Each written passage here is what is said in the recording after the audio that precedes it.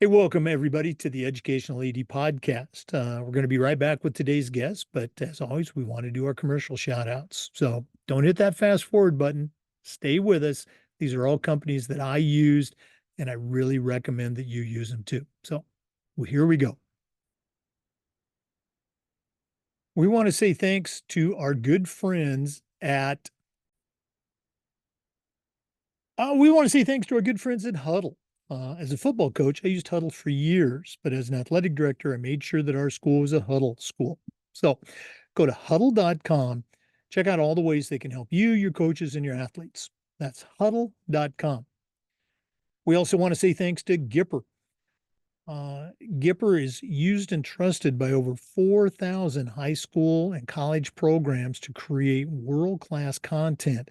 As a high school AD, your students are on social media, and if you're not celebrating your teams and their accomplishments, you're really missing out. Go to Gipper.com for more information. We also want to say thanks to Sideline Interactive, indoor score tables and video boards. Go to sidelineinteractive.com, schedule a live web demo to see their products in action. Probably one of the best purchases I ever made was our Sideline Interactive indoor score table. Go to sidelineinteractive.com for more information.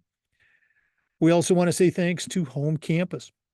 Home Campus is a platform that you're going to use every single day for things like scheduling, student athlete eligibility and clearance. Who doesn't do that every day? Go to homecampus.com. That's it, homecampus.com.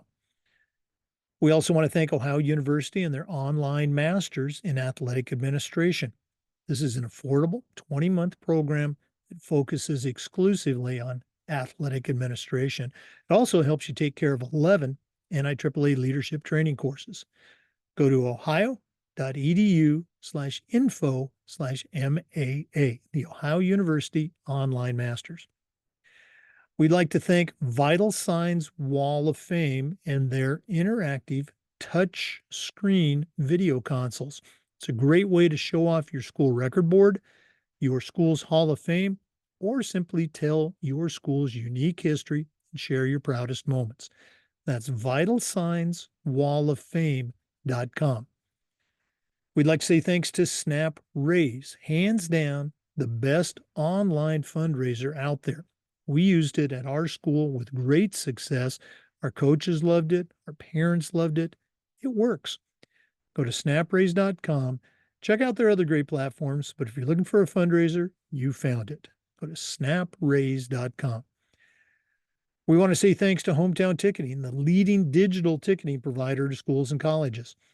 It's hometownticketing.com, digital ticketing that offers more. And we'd like to thank Athletic Surveys by Lifetrack. If you've never used a survey to take the pulse of everybody in your program, you're really missing out. Go to athleticsurveys.com. They're going to create a custom survey that allows you to hear from everybody, not just the complainers you already hear about, but the 98% that support your program. That's athleticsurveys.com. Welcome back, everybody, to the Educational AD podcast. We've got a really cool guest today. I know I say that every week, but it's true. We're going to be visiting with Jasmine Smith. Now, as we do many times, Jasmine is an aspiring sports and athletic professional. She's already got some really cool experiences under her belt that I'm excited for her to share. But and also she's from Florida. Jasmine Smith, welcome to the Educational AD podcast. Thank you. Glad to be here. Thank you for the invite. Well, we're looking forward to hearing some of the experiences that you have already had so far in your young career. If we have listeners out there that are hiring and you think Jasmine would be a good fit, I would encourage you to get in touch with her. We'll give out her contact information later on. But Jasmine, we always like to let our listeners have a chance to get to know our guests. So give us that quick bio, where you were born, where you grew up, maybe take us up through your high school and college years, and then we'll take a break. But what's the Jasmine Smith origin story? Hi, everybody. My name is Jasmine Smith. I am 26 years old and I was born and raised in Daytona Beach, Florida. I have always been around sports. It was something that I've grown up into. And once I got into high school, I knew I was going to continue, playing basketball, being involved in the game. So that was something that I tried to do. And it was a long period of time that I was involved in the sport. Once I graduated high school, I decided I did not want to play in college, but I still wanted to be involved with the game. So I actually started off doing physical therapy because I knew a lot of sports teams, NBA teams, they need physical therapists, they need, those sports medicine people on their side, whether it's behind the scenes or right on the courts. And that's how I started off my college career at Daytona State. Graduated from Daytona State with my AA, then transferred to Florida International University down in Miami, where I actually switched majors into sports management and ended up graduating with that degree last April. Well, we're going to hear more about that sports management program and even your Daytona State days. I'm going to go all the way back to high school. Okay. Now you're in Daytona. Daytona's got a number of different high school settings. What high school did you go to and what was that like? You mentioned basketball. Take us back to those days. My school was Seabreeze High School. We were right on the beach, so it was when it was hot, it was hot. When it was cold, it was cold. But it was definitely a fun time all year round. The coaches I had at Seabreeze were also coaches from my PAL basketball days. They coached my brother. I got to see throughout the years, and they were always with me throughout the years. So being able to play under them in high school, it was something grateful to be a part of.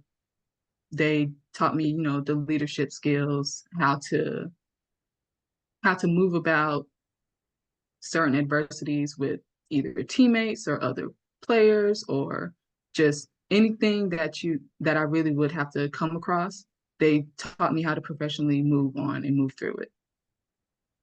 Now, I'm going to throw a name at you. The athletic director at Seabreeze. I'm pretty sure he's still there. Brad Montgomery. Does that name ring a bell for you? Not for me, not that one. I thought you were going to say Campanella. I've been saying I know Coach Camp. Okay. Well, I'm familiar with Coach Camp. We've met a couple of times, but okay, Brad must have came and a couple of years later because I know he's been at Seabreeze for a couple of years. Um, Now you're still at the beginning of your career, obviously. Um, so this question might be tough, but I ask it quite a bit. Can you think back to a moment, maybe it was even in junior high, but maybe at Seabreeze, in that athletic arena, maybe it was practice, maybe it was during a game. Can you think back to a moment that at the time, 16, 17 years old, it didn't seem like much. But now, as you mentioned, you're 26, you've had some experiences under your belt. Can you think of a moment back in high school that has become significant in your life to date? Anything come to mind?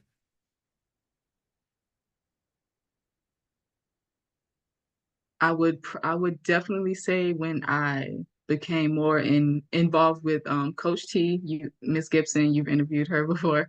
High school was when I really got involved with Coach T, and one thing that she told me was don't get focused on one thing. My mind was always basketball, basketball, basketball. That was all I knew. That was all I wanted to be a part of. And when she said that one thing, that's when I started, looking at other things, which eventually led to me now, quite recently, being with the Marlins.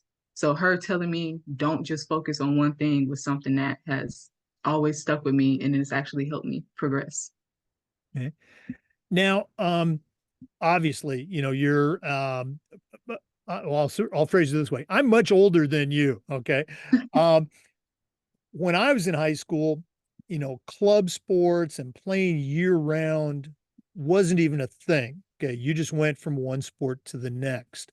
Um, for you in high school, were you strictly basketball or did you participate in other sports, at the high school level? I was strictly basketball. Okay.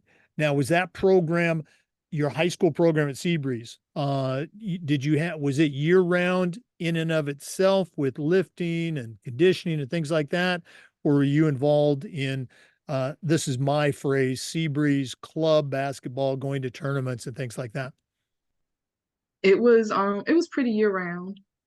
Yeah, there is a time frame to when you can and cannot practice, but we were all in the same community. We had all grown up together. We've all always played at the same gym. So we would have our times during the summer where we still went to the gym, played pickup all together.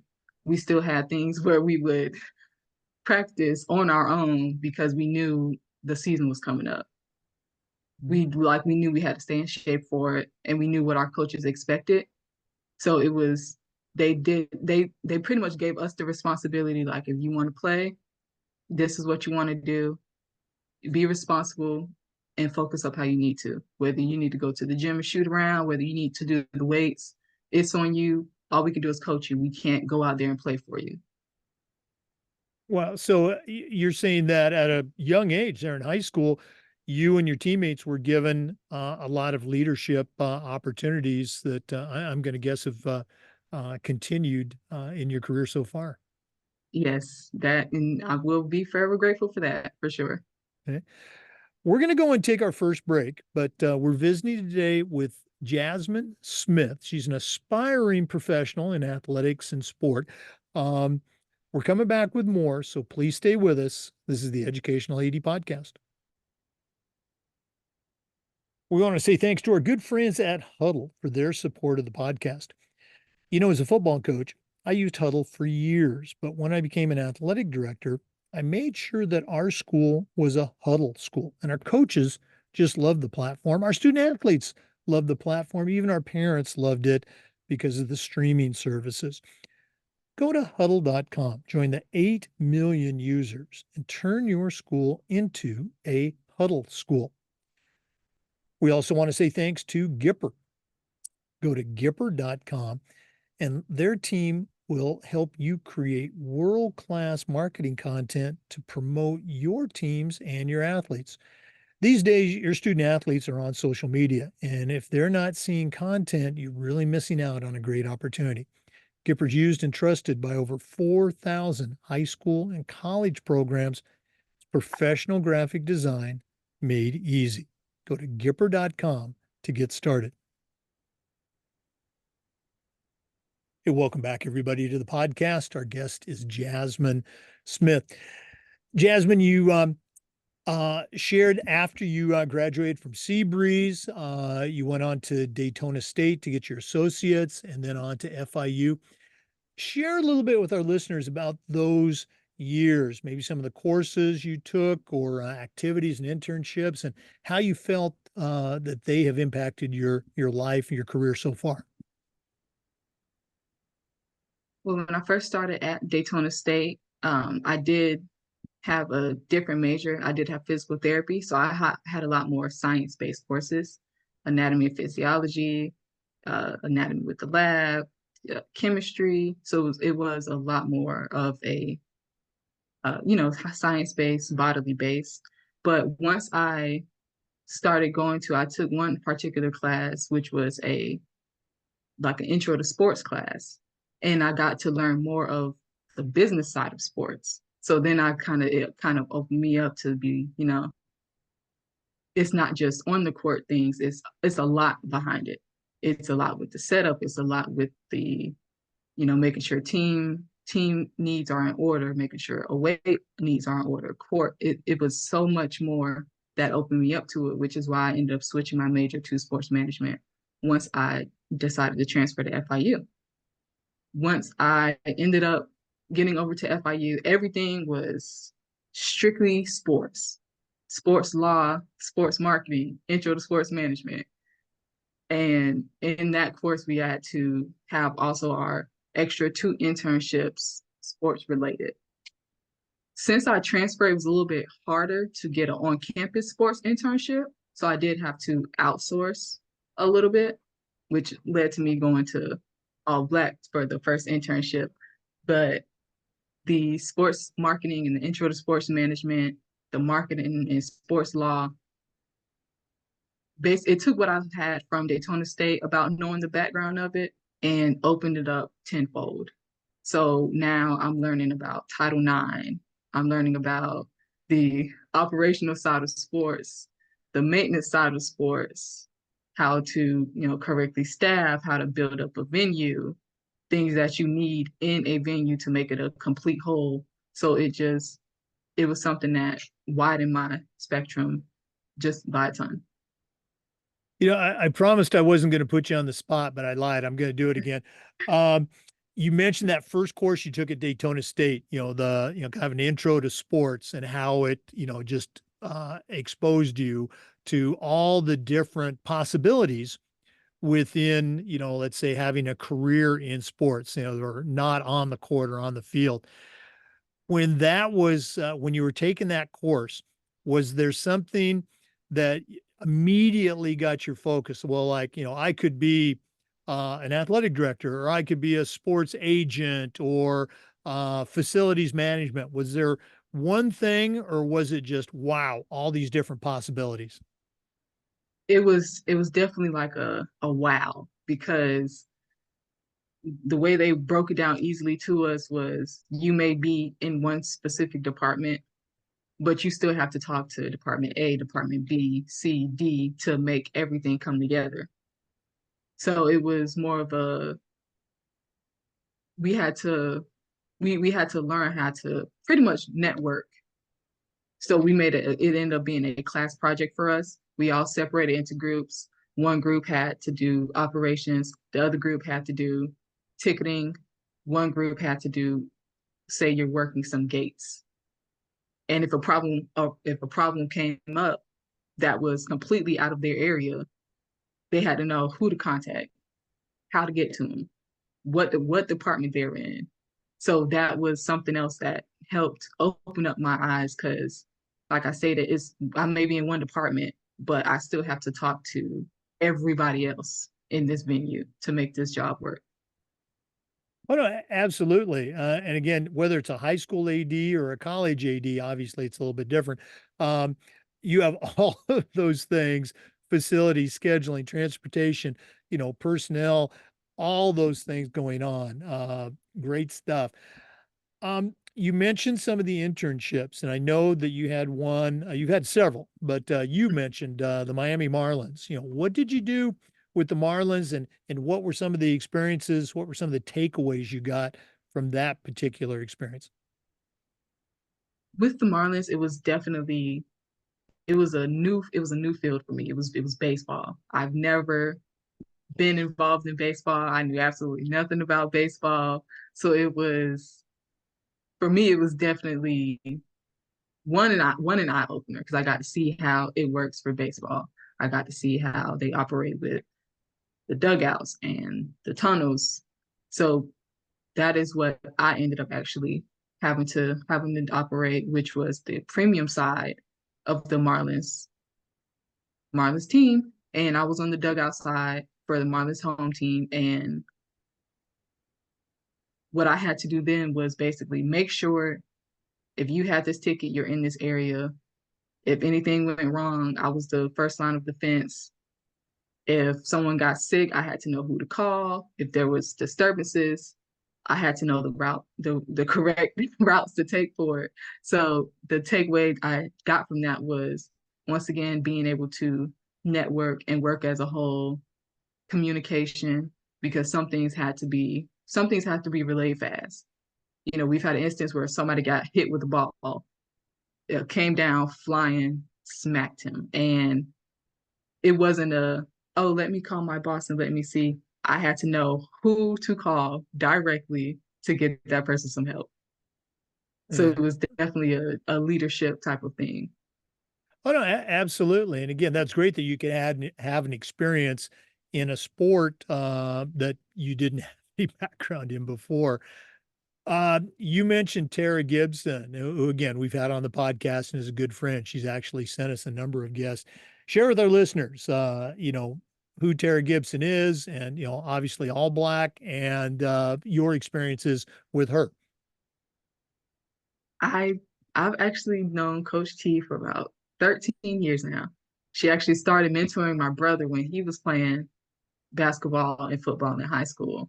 And at that time I was in middle school. I was just kind of getting into basketball really, but I would always be around her because she always had to work out with my brother.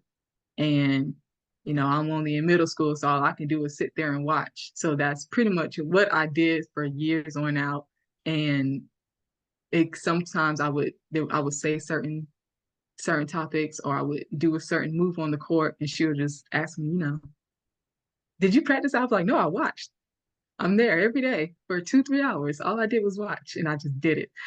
So she's definitely been a huge part of my life. She gave me the chance to intern with her at All Black, which was amazing. I got to learn the social media aspect of things, the marketing, the content creations, the event management side, having to reach out to vendors, reach out to volunteers, make spreadsheets for certain things, what the budget is for this, how do we still need how many of what we need for the sports event that we're doing, do we have the layout for it? So it was definitely a wide range of tasks that she allowed me to do. Yeah, again, she does such a great job with the various activities that she's associated with. What a great person to have in your network as you go through this journey in sports and athletics. For our listeners, our guest today is Jasmine Smith. She is an aspiring professional in our arena. We're going to take a quick break, but we are going to come back with some more, hear more of her story, along with some best practices. But we ask you to stay with us. This is the Educational AD Podcast. We'd like to thank our friends at Sideline Interactive, indoor score tables and video boards. Go to sidelineinteractive.com. You can schedule a live web demo to see their score tables and their score boards in action. Probably one of the best purchases I ever made was our Sideline Interactive indoor score table. We use it for home games, of course, but we also use it for pep rallies, for signing ceremonies. Their products are tremendously versatile and their customer service is just outstanding. Go to sidelineinteractive.com for more information. That's sidelineinteractive.com. We also want to say thank you to Home Campus. Home Campus is a platform that you're going to use every single day for things like scheduling, uploading rosters and scores, communicating with everybody in your program, everybody in the state. How about athletic eligibility and clearance? Who doesn't do that every day? Home Campus does all of these things and more, does them better, does it faster, and it gives you a lot more time back in your schedule. To get started, all you have to do is go to homecampus.com. That's it, homecampus.com. We'd also like to thank the Ohio University Online Masters in Athletic Administration. This is an affordable 20-month program, totally online. You're not only going to earn your master's, you're also going to complete 11 NIAAA leadership training courses that you can use towards your RAA or your CAA. To get started, just go to ohio.edu/info/MAA, the Ohio University Online Masters. Welcome back, everyone, to the Educational AD Podcast. Once again, our guest is Jasmine Smith. She's an aspiring professional in sport and athletics. Jasmine, you kind of took us through your FIU experience, some of the internships that you had. You and I connected when I saw your profile on LinkedIn and was very impressed with your current, or I guess recently completed experience with NASCAR. So imagine that, somebody from Daytona, working with NASCAR. So share with our listeners, how did that come about and what were some of the things that you did while working with NASCAR?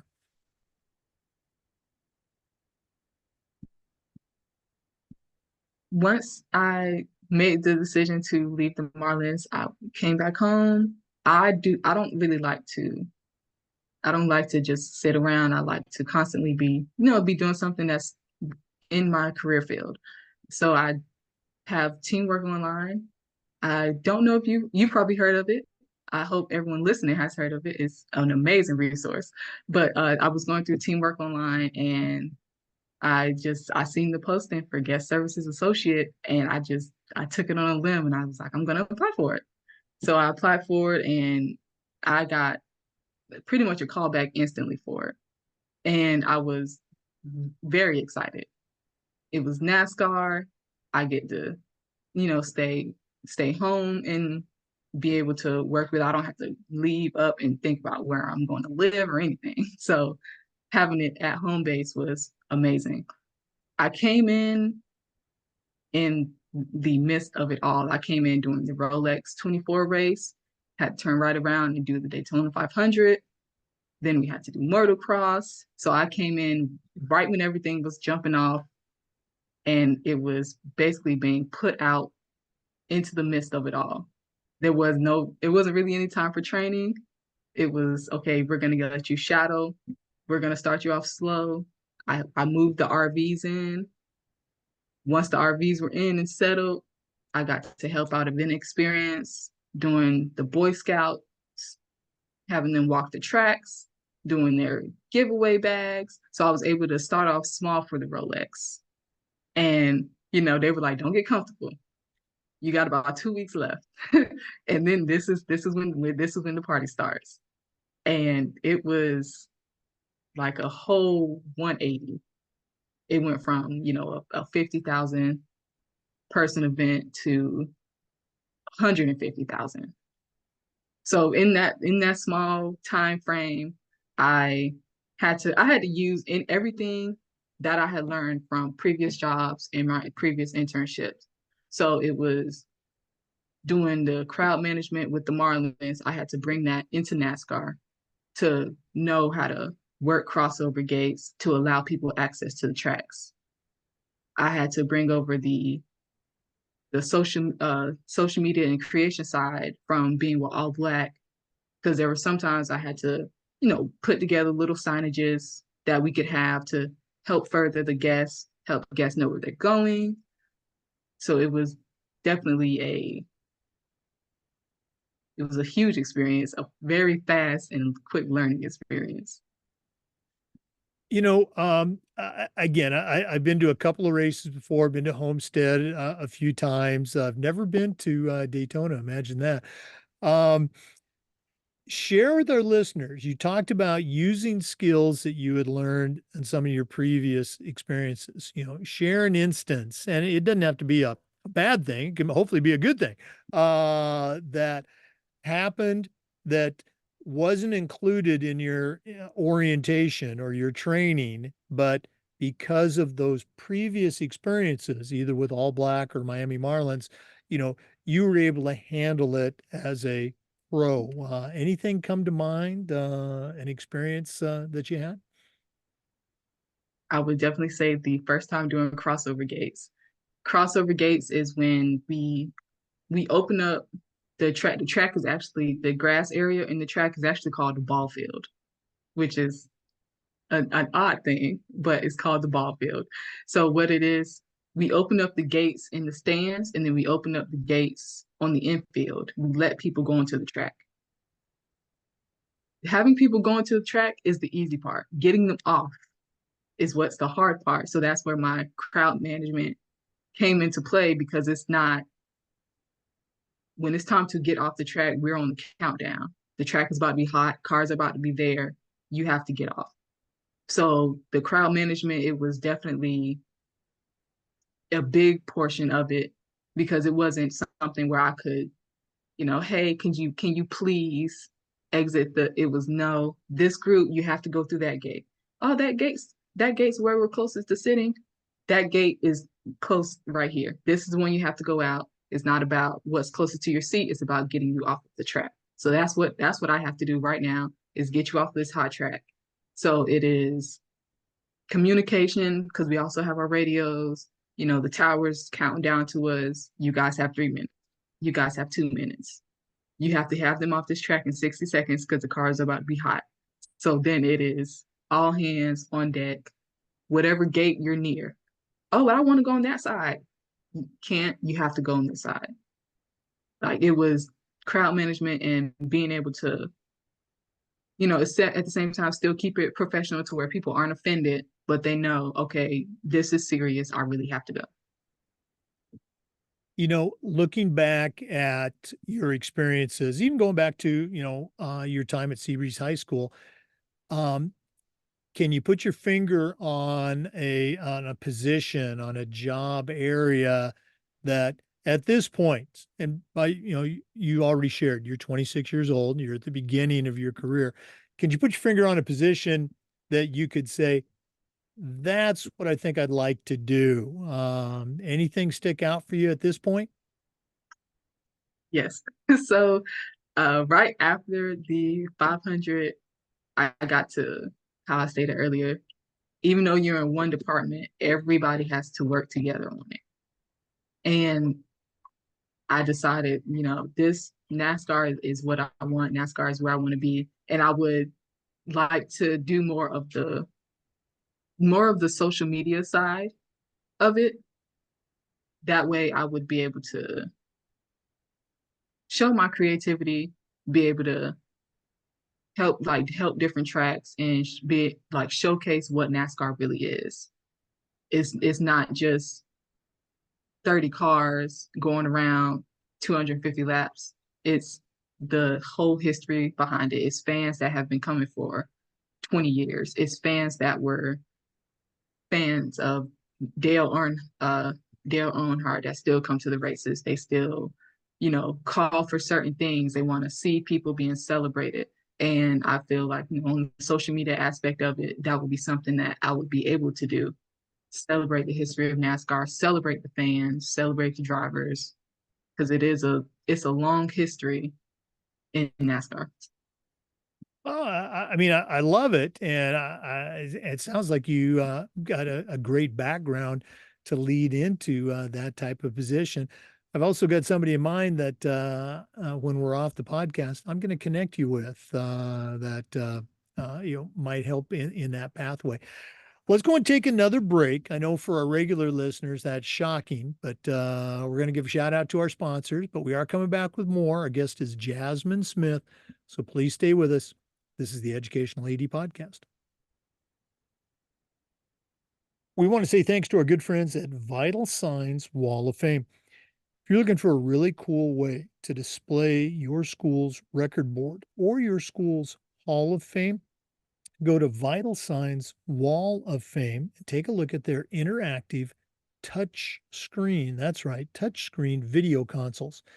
They're also a great way to tell your school's unique history and share your proudest moments. The website is vitalsignswalloffame.com. Mention the podcast, you'll get a nice discount. It's vitalsignswalloffame.com. We'd also like to say thanks to our friends at Snap Raise. Have you ever spent weeks and weeks with a fundraiser and then been disappointed with your return on investment? No more. Go to snapraise.com. Hands down, the best online fundraiser out there. We used it at our school with tremendous success. Our coaches loved it. Our parents loved it. Hey, it works. Go to snapraise.com. Check out their other great platforms. But if you're looking for a fundraiser, you found it. Go to snapraise.com. And we'd like to say thank you to Hometown Ticketing. Hometown is the leading digital ticketing provider to schools and colleges. I don't think I need to say anything more. Go to hometownticketing.com. It's digital ticketing that offers more. Welcome back again to the Educational AD Podcast. Jasmine, one of the things that we like to do with the podcast is this idea of sharing best practices. So I know I'm promised I wouldn't put you on the spot again, but I'm going to. In your experiences so far, high school student athlete, undergraduate, and now graduate student, what are some best practices that you have seen from leaders that you would want to use on your next leadership position? Anything come to mind? I will definitely say leaders that are open to listen and be open to criticism as well. Being able to, being open to listen was something that I got from working at Nike, working with the Marlins, All Black, and NASCAR. So goes across the whole resume because it's always an easier way to do something. And not necessarily saying like, oh, cut corners or, skip a few things and then do it, but there may be a long, extensive process to something that you're doing that can completely be simplified. And I would say that mainly came into play a lot with um, being at Nike. It was Nike isn't just being able to throw up the shoes and sit there and sell them. It's a whole process of what goes out, what goes where, what's priced how. So there was an instance where there were certain shoes that had aisles empty, and then the aisle above it would be full. We were running out of shoes, running out of stock, and there they wanted to just put they wanted to take apparel and throw apparel into footwear just to fill the space. And instead of doing that, we were all kind of like, we don't think that's going to work. And they wanted to know why. And it was, it'll be an LP issue. It'll be confused. It'll be, people may see certain prices. Some may not know if it's for the shoes or for the clothes. It's a whole lot of things. So they were open to having our ideas. So we were able to just be like, instead of putting clothes over here, take things that relate to these shoes and kind of just have them there, display them. If we have the running shoes that were low, take some of the running armbands, take some of the headbands, take some of the sweatbands, put them over there. If we're doing the training, take the training socks, just fill them into the space. Because if you're buying shoes, you're buying socks. 9 times out of 10, so for some people. So they're right there. Oh, these are socks specifically for training. So that's just, one of the many cases of being able to listen and be open to criticism. Boy, I tell people all the time that listening is the ability to listen is one of the most important tools that you can have. And it's one that I wish I would have used much earlier in my career. It was always there for me to use, but for whatever reason, I chose not to use it as well as I could have. Once I figured it out, boy, what an impact it had. What a game changer. Um, Jasmine, this has been really cool spending some time with you and learning more about your career so far and your aspirations. But we're not done yet. We always wrap up with the athletic director's toolbox. Now, you're not an AD, well, not yet. Maybe you will be, but Maybe you've one day. certainly you've worked with some ADs, and you've got a wide variety of experiences in athletics. So we're going to take our final break. We're going to listen to Athletic Surveys, who sponsored this segment. And when we come back, I'm going to challenge you to send out a brand new athletic director on their very first job.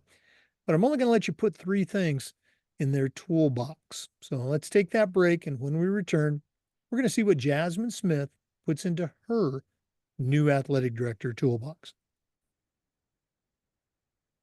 We'd like to thank Athletic Surveys for sponsoring the AD Toolbox segment. Athletic directors already get feedback, but typically it's from a very small group that likes to complain about everything. Athletic Surveys is going to connect you not just with the complainers, but with the 98% that support your program. And that information is incredibly valuable, especially when you're visiting with a frustrated parent or student athlete, or how about your principal or even your school board. Go to athleticsurveys.com. They're going to create a custom survey that lets you take the pulse of everybody in your program. That's athleticsurveys.com. Well, it's that time of the podcast. We've been visiting today with Jasmine Smith. She's an aspiring sport and athletic professional, has a pretty strong background in athletics. So if you're hiring, I strongly encourage you to reach out to her. But right now, I'm going to challenge her to send out a brand new athletic director on their very first job. But I'm only going to let her put three things in the toolbox. So, Jasmine, what three items are going to go into your new athletic director toolbox? For my new athletic director, I would, number one, I would have them let them know, ask questions. If it is not broken, it does not need to be fixed. If you are trying to change something and you don't know how it's going to go, you don't know how people are going to feel about it, ask the people that have been there long before you. Ask them what went wrong, ask them what went right.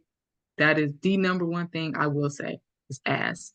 The second thing I will say is have an open door.